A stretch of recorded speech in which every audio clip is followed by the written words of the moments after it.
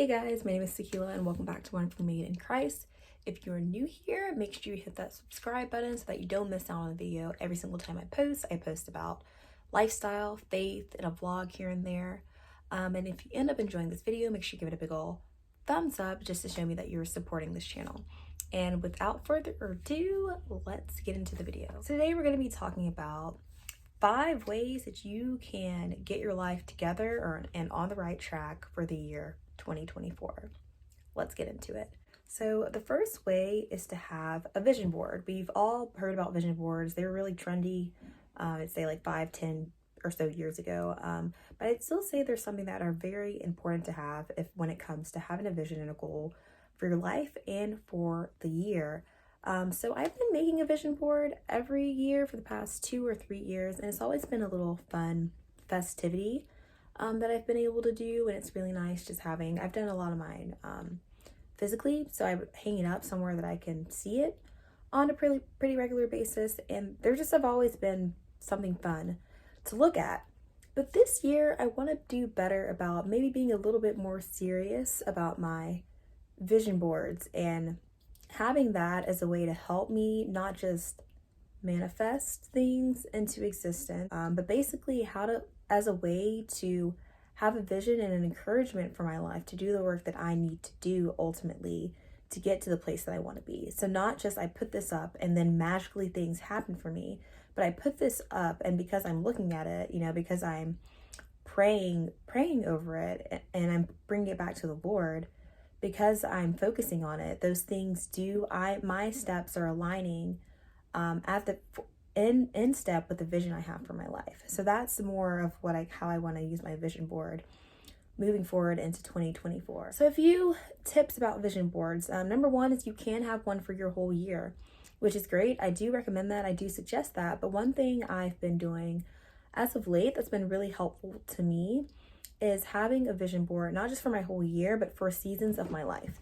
So I'll have a vision board for winter, then one for spring, then one for summer, then one for fall. And that's been really just helpful for me, just to be able to break things up a little bit and just be like, okay, this is how I'd like my life to look, in this season, ultimately. Here are some fun things that I want to do, and here are some goals that I want to achieve. And so it's been helpful for me to kind of break it up in that way. And I'll probably maybe put a picture of the vision board I have right now for year 2024, for the winter of 2024. And so also too, a really good resource in my opinion for vision boards is good old Pinterest. That's one of the ways I really like doing my seasonally vision boards. So like I was just saying, for summer, winter, spring, and fall. One way I really enjoy doing that is through Pinterest, because I feel like it's so easy to find so many different pictures and just clips that speak to me, and it's just an easy way to have it all in one place and have it on my phone, which is something I carry with me everywhere I go. So if I want to, I can just take a little look at it, whereas with like a physical one, I don't really carry that one portably, so it's nice having it on my phone. Pinterest has been a really helpful resource for me, so I definitely recommend trying that out and trying out having seasonally vision boards as well. Okay, my tip number 2 is to write your goals down. So this is something I do, but also I haven't been as diligent about, if I'm being honest. So I'll write my goals down and then I'll kind of forget about them. And then we're going to talk a little bit later about the importance of writing them down, but then also looking at your goals. So it's one thing to have your goals all in your head. We can do that, but if we want to be serious about the goals that we're going to accomplish this year, we have to have them physically somewhere, whether that's on our phone or in a journal. So we have to have them physically somewhere that we know we're going to look at them.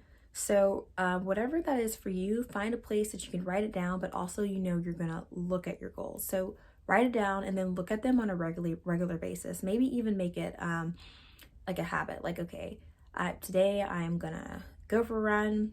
I'm going to take my dog to the park, and I'm going to look over my goals and pray over them for 5 minutes. Because one thing I was just saying It's one thing to have your goals in your head.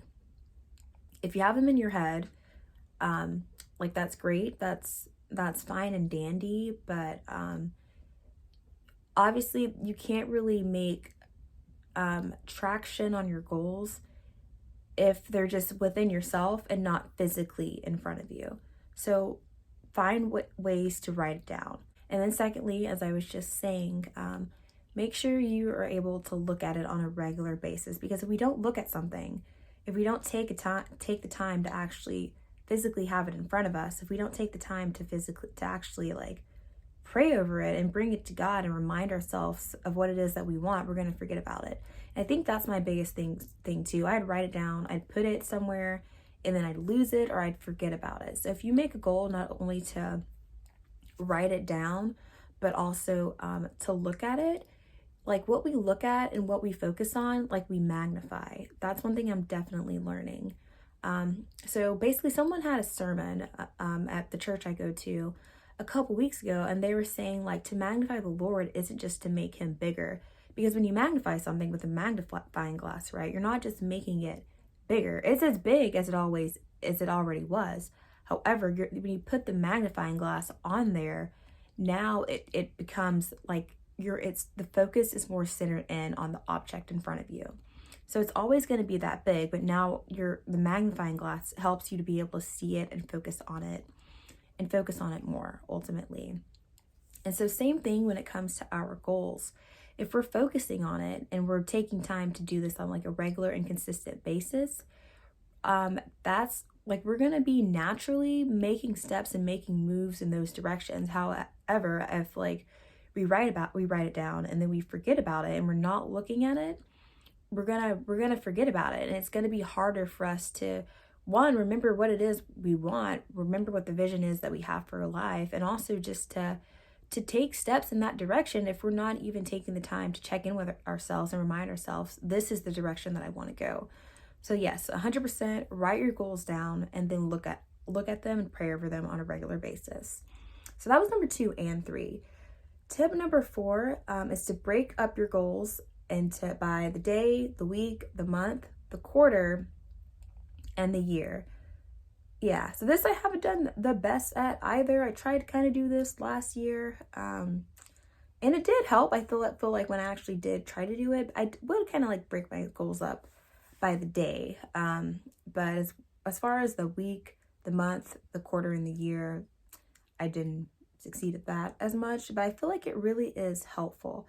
Because I think one way that I failed in the past is that I would have all these big dreams and goals, and that's great, like that's fine and that's dandy. But if you're not able to like break that up, you're going to get overwhelmed and you're probably not going to end up accomplishing that much.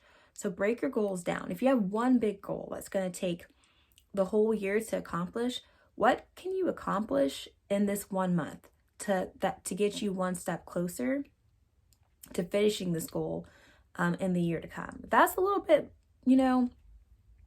less overwhelming, because if your goal is I just want to read more, first of all, that is a little bit vague. We want to be a bit more specific, because if something's just vague, it's hard to like kind of check that off because you haven't clearly defined what it is.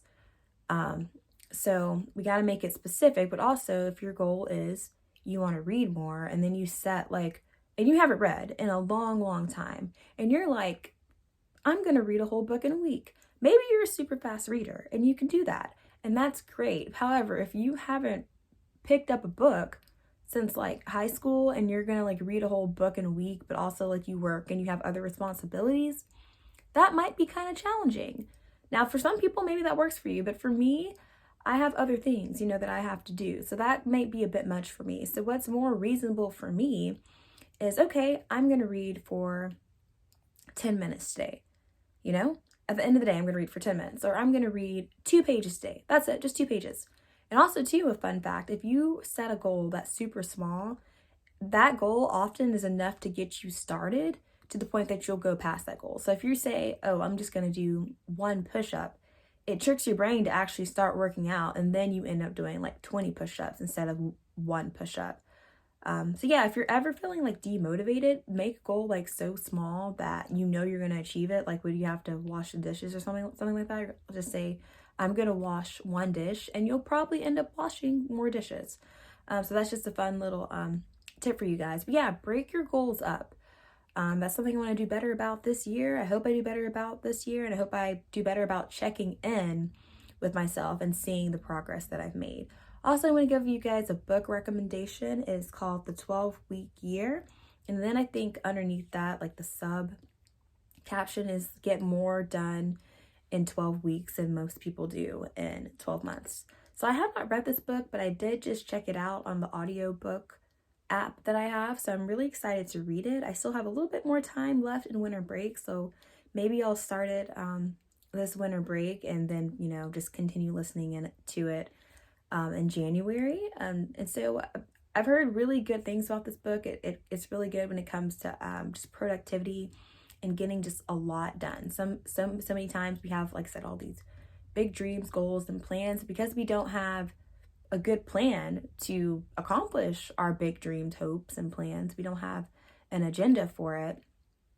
We end up not accomplishing as much as we want to. So this book is supposed to help with that. So yeah, if you end up reading it, let me know how you like it. And then maybe after I'm done reading it, I can give like maybe a book review on it as well. So yeah, again, that's the 12-Week Year book. Okay, and last but not least, number 5 is to keep track of your little wins and your little victories throughout this course of you creating the life that you want. So I feel like it's so easy sometimes to get just discouraged and just demotivated about, you know, the direction our lives are in. Sometimes we can't fully see the progress that we have made. I know I've definitely been in situations like that and have been kind of in a situation like that even this year. But I feel like when I was in kind of that situation where I was like, man, like I just haven't achieved as much as I wanted to, the Lord just started showing me just different ways that like you've done more than you realize. And yeah, there could have been things I could have done better in and have been more successful in. But also there were things where I look back and I'm like, okay, you know what? I'm proud I did that. I'm proud I accomplished that. I'm proud that this is more of a habit than it was years before. So when you're able to, again, physically write that down, you're able to have a physical list to remind yourself of, hey, I am making progress. It might not be all the progress that I want, but this is progress and I should be proud of myself for that. So again, like if you have it all in your head, you forget. You forget about like the little win you had at work or the little win you had in your side hustle or the little win you had with that. You forget if you don't physically write it down. So make sure you take time this year. After something really good does happen, write it down. So that way you have a list to look back on when you are feeling just discouraged and demotivated on this journey of creating the life that you want. So I think I'm going to end it there. I hope you guys enjoyed this video. If you did, please give it a big old thumbs up and let me know. And if you're enjoying this content, if you're enjoying just the space, please hit that subscribe button. So yeah, that you can be a part of this community. And until next time, I love you guys. Remember that you're fearfully and wonderfully made. Bye guys.